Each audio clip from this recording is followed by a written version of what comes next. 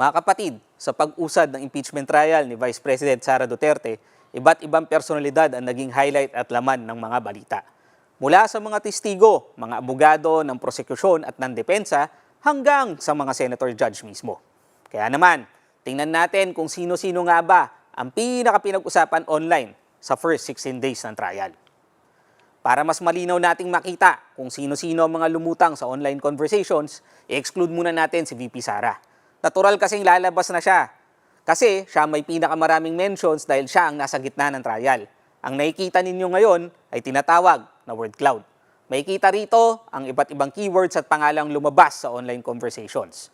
Habang mas malaki ang letra o text ng isang pangalan o salita, mas madali itong mabanggit sa online conversations. Simulan muna natin mula sa unang 9 na araw ng trial na nag-focus sa Article 4 ng reklamo laban kay VP Sara. Ito ay ang umano'y pagbabanta niya sa buhay ni na Pangulong Ferdinand Marcos Jr., First Lady Lisa Araneta Marcos at dating House Speaker Martin Romualdez. At dito, may kitang pinakamalaki ang pangalan ni NBI Director Melvin Matibag. Sa kanyang testimonya, sinabi ni Matibag na ang mga pahayag umano ni VP Sara ay may ituturing na seryoso, aktibo at patuloy na banta laban sa tatlo. Si Matibag din ang huling witness ng prosecution para sa Article 4. At ang kanyang testimonya ay sapat na raw para suportahan ang kanilang alegasyon ng betrayal of public trust. Pangalawa sa pinaka-pinag-usapan, si Senator Alan Peter Cayetano. Lumutang ang pangalan ni Cayetano dahil sa pag-question niya kung sapat nga ba ang hawak na ebidensya ng prosekusyon para sa Article 2 ng reklamo laban sa bise. Ito yung sinasabing di maipaliwanag na yaman ni VP Sara. Hirit kasi ni Cayetano, mukhang nagsasagawa lang ng fishing expedition ng prosekusyon.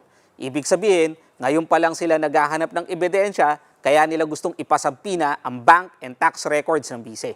Nakadagdag din sa mentions kay Cayetano ang timing ng investigasyon ng NBI sa sinasabing anomalya sa SEA Games hosting ng Pilipinas noong 2019. Tingin ng senador, pananakot o pag-pressure ito sa kanya bilang isang senator judge. Moving on, sumunod kay Cayetano na pinaka-pinag-usapan ay si Zulaika Lopez. Siya ang Chief of Staff ni VP Sara. Muntik na siyang isalang ng prosekusyon bilang hostile witness para sa Article 4 o yung issue sa death threats. Pero sa huli, nagdesisyon silang wag nang ipasampina si Lopez. Unnecessary at magiging redundant lang daw kasi ang kanyang mga sasabihin. Pang-apat sa may most mentions, si Attorney Jeremy Lotoc. Dati siyang head ng NBI Cybercrime Division at sa termino niya noon, nangyari ang investigasyon ng NBI sa video, kung saan nagbanta umano si VP Sara. Pero naging mainit sa kanya ang defense team ni VP Sara. Kinwestiyon nila ang umano'y mga pagkakaiba ng subpoena, affidavit at mga petsa, pati na ang ilang dokumentong unsigned o photocopy lamang. Maging si Senator Judge Loren Legarda ay nagtanong din tungkol sa completeness at clarity ng affidavit at testimonya ni Lotoc. Pasok naman sa top 5 ng most mentioned sa impeachment trial conversations si dating House Speaker Martin Romualdez.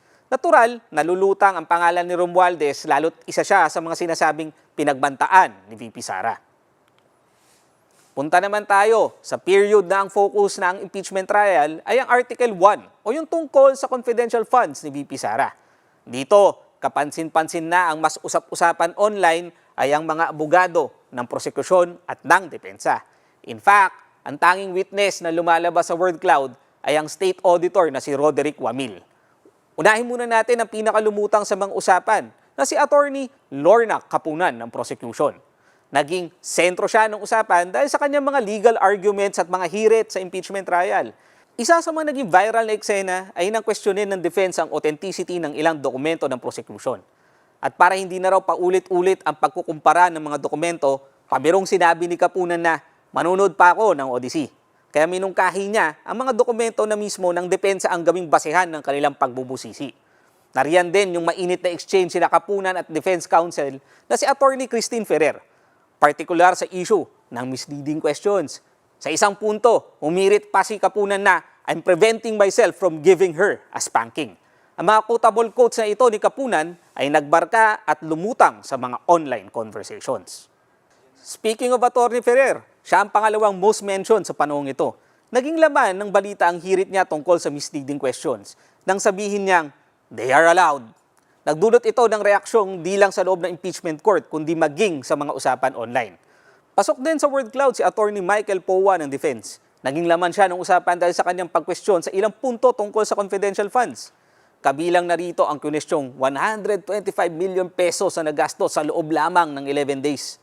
Tanong kasi ni Powa, may provision bang pinagbabawal na gastusin ito sa loob ng 11 days? Siya rin ang nagpalutang na hindi lang si VP Sara ang umupong bise na nagkaroon ng confidential funds at binanggit niya na may ganitong pondo rin noong panahon pa ni dating Vice President Jojo Mar Binay. Sa kabuuan mga kapatid, may kita natin sa bawat yugto ng impeachment trial, nagbabago rin kung sino ang mga personalidad na pinag-uusapan online. Pero higit sa kanilang quotable quotes, mas suriin sana natin ang laman at konteksto ng kanilang mga pahayag, gayon din ang kanilang intensyon o layunin. Dahil sa huli, ang hanap nating lahat ay ang katotohanan at pananagutan. At yan ang sama-sama nating babantayan sa pagpapatuloy ng impeachment trial. Huwag kalimutang mag-react and comment sa aming video. I-follow din ang News 5 social media pages para laging updated. Ako po muli, si Ben Ravina para sa News 5 Analytics.